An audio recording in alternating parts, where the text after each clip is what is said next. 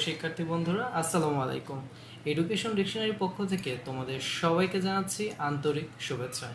শিক্ষার্থী বন্ধুরা, আজ আমরা হিসাব বিজ্ঞান দ্বিতীয় পত্র এইচএসসির একটি গুরুত্বপূর্ণ চ্যাপ্টার নিয়ে আলোচনা করব। আমাদের স্ক্রিনে তোমরা দেখতেই পাচ্ছ আমাদের চ্যাপ্টারের নামটা খুব সুন্দরভাবে হাইলাইট করা আছে। চ্যাপ্টারের নামটি হচ্ছে মজুত পণ্যের হিসাব রক্ষণ পদ্ধতি।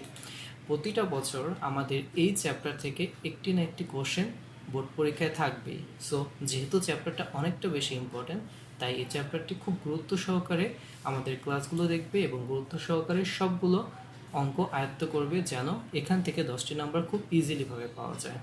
তো আজকে আমাদের যেহেতু এই চ্যাপ্টারের ওপেনিং ক্লাস, সো ওপেনিং ক্লাসে আমরা অঙ্কর কিছু খুঁটিনাটি বিষয় নিয়ে আলোচনা করব যা আমরা প্রায় ভুল করে থাকি। তো বিস্তারিতভাবে প্রথমে আমরা আগে জানার চেষ্টা করি যে আজকে যে ক্লাসটা আমরা নিচ্ছি সেই ক্লাসটা আসলে কিসের ওপর। ক্লাসটি হচ্ছে মজুত পণ্যের হিসাব রক্ষণ পদ্ধতি। আচ্ছা, মজুত পণ্যের হিসাব রক্ষণ পদ্ধতি বলতে আমরা কি বলছি? আমরা এখানে সুন্দরভাবে একটি কথা বা একটি উদাহরণ আমরা বা একটি সংজ্ঞা আমরা এখানে লিখে দিয়েছি, তা হচ্ছে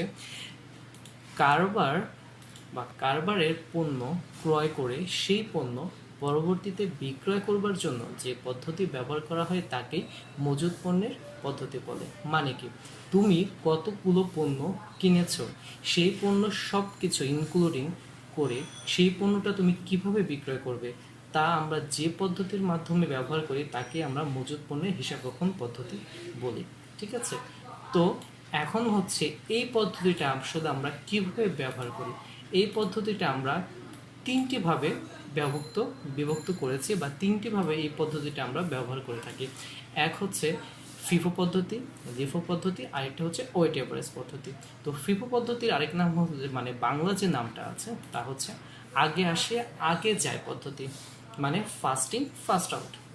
পরে আসে আগে যায় পদ্ধতি, মানে লাস্ট ইন ফার্স্ট আউট। আর ভারযুক্ত গড় পদ্ধতি মানে হচ্ছে ওয়েট এভারেজ। তো এই যে তিনটি বিষয় বলতে আমরা এখানে কি বুঝি? ফিফো পদ্ধতি মানে হচ্ছে তুমি পণ্যটা কত একক পণ্য ফার্স্টে কিনেছো, সেই যত একক পণ্য তুমি ফার্স্টে কিনেছো সেই পণ্য থেকে আমি যে পণ্যটা বিক্রয় করব তার হিসাবটাই হচ্ছে আমাদের ফিফো। আর অপরদিকে হচ্ছে লিফো পদ্ধতিটা হচ্ছে আমার কাঙ্ক্ষিত দুটি পণ্য থেকে যে পণ্যটা অপেক্ষাকৃত দ্বিতীয় সারিতে আছে সেই পণ্য থেকে আগে পণ্যটা বিক্রি করে তারপর প্রথম সারিতে যাওয়ার পদ্ধতিটিকে লিফো পদ্ধতি বলে। আর ওয়েটেবস পদ্ধতিটা, এই দুইটা পদ্ধতি থেকে একটু আলাদা। যখন আমরা এই চ্যাপ্টারে ম্যাথমেটিক্যাল টার্মে যাব তখন আমরা এই পদ্ধতিটি একটু ক্লিয়ারলি আলোচনা করব। ঠিক আছে? তো আজকে আমরা মূলত এই চ্যাপ্টারের প্রথম কতে যে প্রশ্নগুলো আসে সেগুলো নিয়ে আমরা আলোচনা করব।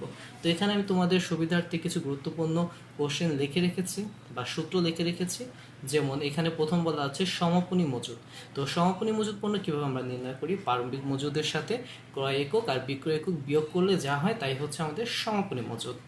তারপরে আছে ঘাটতি মজুদ। ঘাটতি মজুদ হচ্ছে বিক্রয় এককের সাথে ক্রয় একক এবং প্রারম্ভিক মজুদ একক যদি আমরা যোগ করি এবং সেই যোগের মূল ইনক্লুডিং টাকাটা যদি আমরা বিক্রয় এককের সাথে বিয়োগ করি, যা হয় তাই হচ্ছে আমাদের ঘাটতি মজুদ বের হয়। আর বিক্রয়যোগ্য একক হচ্ছে প্রারম্ভিক মজুদের সাথে ক্রয় একক যোগ করলে যা হয় তাই হচ্ছে বিক্রয় একক। মূলত এই তিনটি প্রশ্নই আসলে ঘুরে ফিরে আমাদের ক বিভাগে, মানে 1 নম্বর প্রশ্নে আসে, যা হচ্ছে 2 নম্বরের জন্য ক্যারি করে। ঠিক আছে?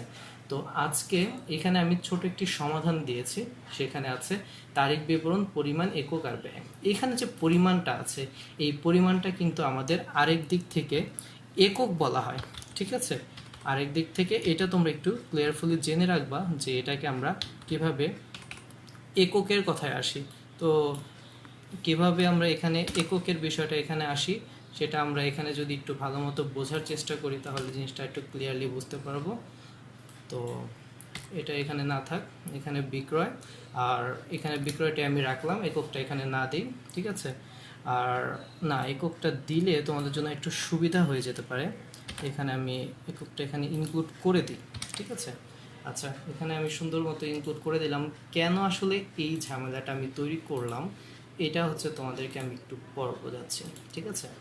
তো এখানে বিক্রয় বা বিক্রয় মূল্য। ঠিক আছে? ওকে। তো এইখানে যে আমি লিখলাম তারিখ বিবরণ, পরিমাণ একক আর হচ্ছে ব্যয় বিক্রয় মূল্য। ঠিক আছে? মানে এইখানে যা আছে, এই যে বিষয়গুলো আছে এগুলো সব কিছু হচ্ছে আমাদের একক। কত একক পণ্য কত টাকা দরে বিক্রি করব, তাই হচ্ছে এখানে এটা হচ্ছে কত টাকার পণ্য আর এটা হচ্ছে কত টাকা দরে বিক্রি করব। ব্যয়, বিক্রয় মূল্য বা দর, ঠিক আছে। নাম কিন্তু তিনটা সেম। তোমাদের সুবিধার্থে আমি এখানে আবার তাহলে একটা কাজ করি, দরটাও ইনক্লুড করে দিই যেন তোমাদের জন্য এটা সুবিধা হয়, ঠিক আছে। তো এখানে আমি দরটা ইনক্লুড করে দিই, দর, ঠিক আছে, দরটাও আমি ইনক্লুড করে দিলাম। মানে এটা হচ্ছে আমাদের কত একক পণ্য আমাদের এখানে আছে আর কত টাকা দরে বিক্রি হবে, তাই হচ্ছে আমাদের এখানে, ঠিক আছে। এই হচ্ছে আমাদের একটি কোশ্চেন, ডেমো কোশ্চেন। তো এইখানে আমাদের মোট বিক্রয়ের পরিমাণ নির্ণয় করো, ঠিক আছে। প্রথম একটা কোশ্চেন যদি এখানে দেয় মোট বিক্রয়ের পরিমাণ নির্ণয় করো, তাহলে আমরা সূত্রে কি পেয়েছি, বিক্রয়যোগ্য একক প্রারম্ভিক মজুদ একক যোগ ক্রয়। তো এইখানে এই যে সূত্রটা আমরা লিখলাম, প্রারম্ভিক মজুদ একক, তো প্রারম্ভিক মজুদ একক কত, এই যে এটা 60 একক, ঠিক আছে, এটা আমরা দিলাম।